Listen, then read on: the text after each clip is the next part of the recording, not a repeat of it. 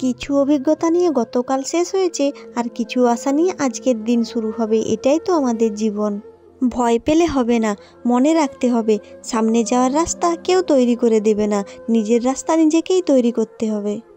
শুভ সকাল আমার প্রিয় বন্ধুরা, আশা করছি তোমরা সবাই খুব ভালো আছো এবং যে যেখানে আছো অনেক সুস্থ আছো। আর তোমাদের ভালোবাসায় আমিও অনেকটা ভালো আছি। বাঁকুড়া জেলার ছোট্ট একটি গ্রাম থেকে আমি পূজা নিয়ে চলে এলাম নতুন একটা ব্লগ ভিডিওটা প্রথম থেকে শেষ পর্যন্ত দেখার জন্য অনুরোধ রইল আমার সকল বন্ধুর কাছে। আশা করছি আজকের ভিডিওটাও প্রতিদিনের মতো তোমাদের খুব ভালো লাগবে। আমি সকালেই ঘুম থেকে উঠে চারিদিকে গোবর জল দিয়ে মাড়ুলি দিয়ে দিলাম। এটা আমাদের গ্রাম বাংলার ঘুম থেকে ওঠার পর সর্বপ্রথম কাজ। এখন ঘড়িতে বাজে ঠিক 5টা 30। প্রতিদিনের মতো আজকেও এলার্ম দিয়ে ঘুম থেকে উঠেছি। তারপরেই আমি বাড়ির চারধারটা একটু ঝাঁট দিয়ে দিচ্ছি। মেয়ে আমার ঘুমোচ্ছে। মেয়ে ঘুম থেকে ওঠার আগে সব কাজগুলো করে নিতে পারলে খুব ভালো হয়, নইলে না কাজ করতেই দেয় না, কোলে চেপে বসে থাকে। আর পরের পর কাজগুলো না করলে সময়ের মধ্যে তাহলে অনেক কিছুতেই অনেক অসুবিধা হয়ে যাবে। সময় আমাকে একটা শিক্ষাই দিয়েছে, পরিচয় সবার সাথে রাখবে কিন্তু সম্পর্ক নয়। দেখবে তারাই সবার আগে আমাদের ভুলে গেছে, যাদেরকে আমরা কোনো না কোনো সময় অনেক উপকার করেছিলাম। তুমি কালো কিংবা অসুন্দর এতে কিছু আসে যায় না, তোমার আচার ব্যবহারেই তোমার ব্যক্তিত্ব ফুটে ওঠে। উচ্চশিক্ষা মূল্যহীন যদি তোমার ব্যবহার ভালো না হয়। মানুষের রূপ দিয়ে পরিচয় বিচার হয় না তো, বরং পরিচয় বিচার হয় কর্মদক্ষতা দিয়ে। যার কথার চেয়ে কাজের পরিমাণ বেশি, সাফল্য তার কাছে এসে ধরা দেয়।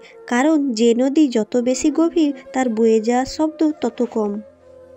আজ আমি তোমাদের সবার মধ্যে আছি, কার নাও থাকতে পারি। যদি কারো মনে দুঃখ দিয়ে থাকি মাফ করে দিও। চারিদিকে আমার ঝাঁট দেওয়া হয়ে গেছে, আর এখন আমি রান্নাঘরটা ভালো করে লাতা দিয়ে দেবো গোবর জল দিয়ে।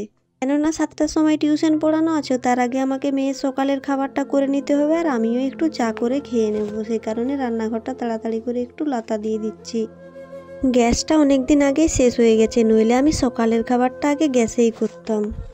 টাকার জন্য আর গ্যাসটা ভরতে পারিনি, সে কারণে কষ্ট করে উনুনেই প্রতিদিন রান্না করতে হয়। গ্যাসটা থাকলে কি জানো তো, আমার মেয়েকে তো যখন তখন এই খাবার খাওয়ায়। অর্ধেক রাত্রে উঠেও বলে খাবার খাবো, অর্ধেক রাত্রে উঠেও উনুন জ্বেলে ওকে রান্না করে খাওয়াতে হয়। গ্যাসটা থাকলে আর তাহলে উনুন জ্বালাতে হতো না, আর উনুন জ্বালাতে একটু সমস্যা হয়। দেখো এখন ঘড়িতে বাজে প্রায় 6:30 মতো। ফুল গাছগুলো আগের দিন কিনেছিলাম, তোমরা তো আগের ভিডিওতে দেখেছো, কিন্তু লাগানো হয়নি। আর এইখানের মাটিটা এতটাই শক্ত হয়ে গেছে যে আমি পারবো না। সেই কারণে বরকে যাই হোক করে ঘুম থেকে তুললাম, উঠতেই চাইনি। তো বললাম একটু এখানটা একটু গর্তটা খুঁড়ে দাও না, আমি গাছগুলো লাগাবো। তো এখনও গর্তগুলো খুঁড়ে দিচ্ছে, তারপর আমি এই গাছগুলো লাগিয়ে দেবো। ফুল গাছ লাগাতে আমার খুব ভালো লাগে। অভাব আর স্বভাব কথাটা শুনতে কেমন জানি না, কিন্তু এই অভাব আর স্বভাবের মধ্যে জড়িয়ে রয়েছে মানুষের জীবন। তার মধ্যেও আমি একজন। বন্ধুরা, আমার এই ইউটিউবে আসার লক্ষ্য কি জানো তো? অভাব আর স্বভাব বলতে পারো দুটোই। অনেক আশা নিয়ে এই সোশ্যাল মিডিয়ার জগতে পা দিয়েছি। আমাদের মতো গ্রামের বউদের কাছে এই সোশ্যাল মিডিয়াটা কোনো ভালো জায়গা নয়। সবাই এটাই মনে করে।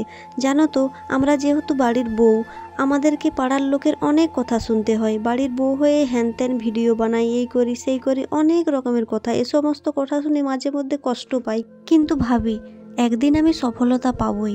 কষ্টের ফল ভগবান অবশ্যই আমাকে দেবেন। কিন্তু তোমরাও যদি না আমার ভিডিও ভালোভাবে দেখো, আমি কিভাবে আগে এগিয়ে যাব বলো? আমরা গরিব, তা বলে কি আমার কোনো ভিডিও ভাইরাল হবে না?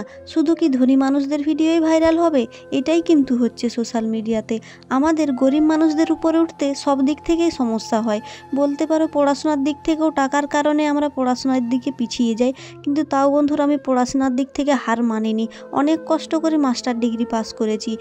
মাঝে মাঝে কষ্ট পাওয়া উচিত, কারণ কষ্ট মানুষকে বাস্তবতা শেখায়, ম্যাচিওর বানায়, যে কোনো পরিস্থিতিতে মনের জোর বাড়ায়, একা বাঁচতে শেখায় এবং আপন মানুষগুলোকে তো আগে চেনায়। অনেক সময় টাকার কারণে আমার পড়াশোনা প্রায় বন্ধের মুখে ছিল, আমি কিন্তু তাও হাল ছাড়িনি বন্ধুরা। তেমনই যেমন সোশ্যাল মিডিয়ায় অনেক আশা নিয়ে এসেছি, শেষ পর্যন্ত দেখেই ছাড়বো। এত কষ্ট করছি, তাও তোমরা আমাকে ভালোবাসবে না? কষ্টের ফল কি আমি কখনো পাবো না বন্ধুরা? তোমরাই তো আমার আশা ভরসা। তোমরা ছাড়া আমি কিভাবে এগিয়ে যাব? তোমরা আমাকে একবার ভালোবেসে দেখো, আমি তোমাদের ভালোবাসার মর্যাদা সব দিন রাখবো।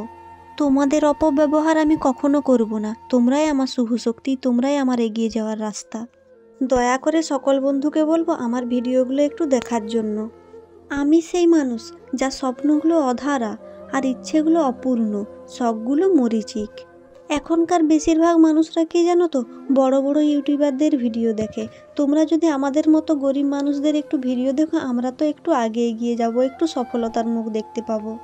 আমার সময় খারাপ নাকি ভাগ্যটাই খারাপ সত্যি জানি না। যে বয়সে সবচেয়ে বেশি আনন্দে থাকার কথা, সে বয়সে পাহাড় সমান কষ্ট নিয়ে কাটাতে হচ্ছে সংসারটা একটু ভালোভাবে চালানোর জন্য। কে চায় না বন্ধুরা সুখে থাকতে? আজ আমি ক্লান্ত। সুখ করার বয়সে ধৈর্য ধরা শিখেছি। একটা বয়সের পর জীবনে শখ বলে আর কিচ্ছু থাকে না, থাকে শুধু ধৈর্য আর পরিস্থিতির সাথে নিজেকে মানিয়ে নেওয়ার পালা। যেমন এখন আমি আছি। ভালো সময়ের জন্য অনেক ধৈর্য ধরতে হয়, কারণ ভগবান পরীক্ষা ছাড়া কখনো কাউকে কিছু দেন না। সে দেখে কতটুকু পাওয়ার উপযুক্ত, সেভাবেই তাকে দান করে।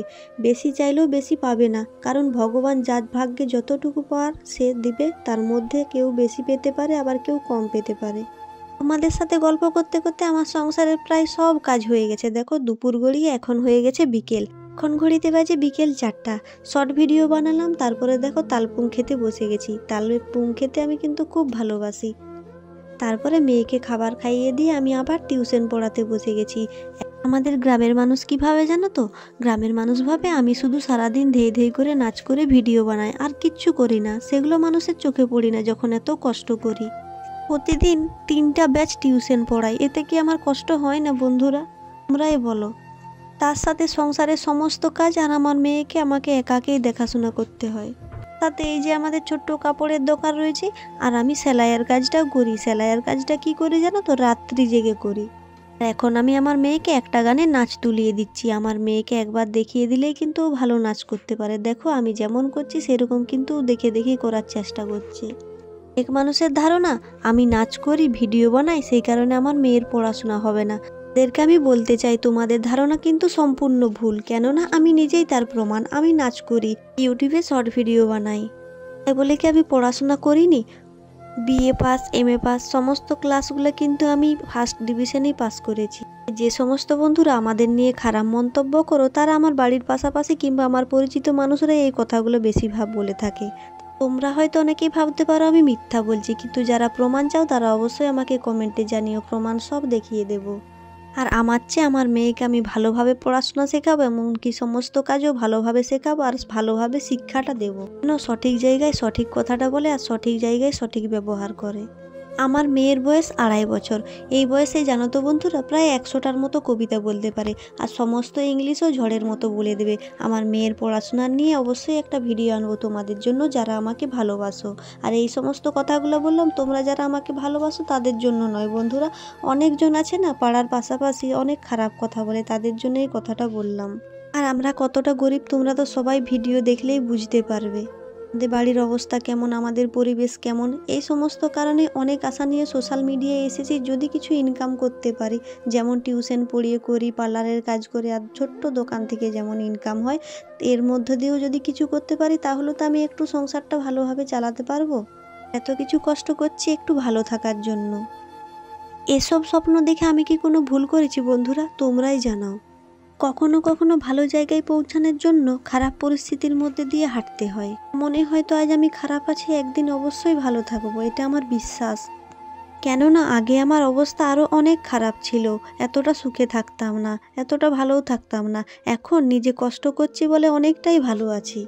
আজকের এই পুরো ভিডিওতে আমি আমার বাস্তব জীবনের কিছু কথা তোমাদের সাথে শেয়ার করলাম। ভালো থাকলে পাশে থাকবে, আর যারা নতুন বন্ধু রয়েছে অবশ্যই আমার চ্যানেলটা সাবস্ক্রাইব করে দিও। আর কে কোথা থেকে আমার ভিডিও দেখছো তোমরা কমেন্ট করতে ভুলো না, তাহলে আমি জানতে পারবো কত দূর দূরান্ত থেকে আমার ভিডিও দেখছো। তাহলে আমার খুব ভালো লাগবে, কেননা তোমাদের মিষ্টি মিষ্টি কমেন্ট পড়লে সব কষ্ট ভুলে যায়, মনে অনেক আনন্দ লাগে। ভিডিওর মধ্যে খারাপ ভালো অনেক রকমের কথা বলেছি বন্ধুরা। কারো মনে যদি দুঃখ দিয়ে থাকি, কারো যদি খারাপ লাগে, আমাকে ক্ষমা করে দিও। ভুল তো মানুষ মতোই হয়। আজকের ভিডিওটা এই পর্যন্তই থাকছে, দেখা হচ্ছে অন্য কোনো ভিডিওতে।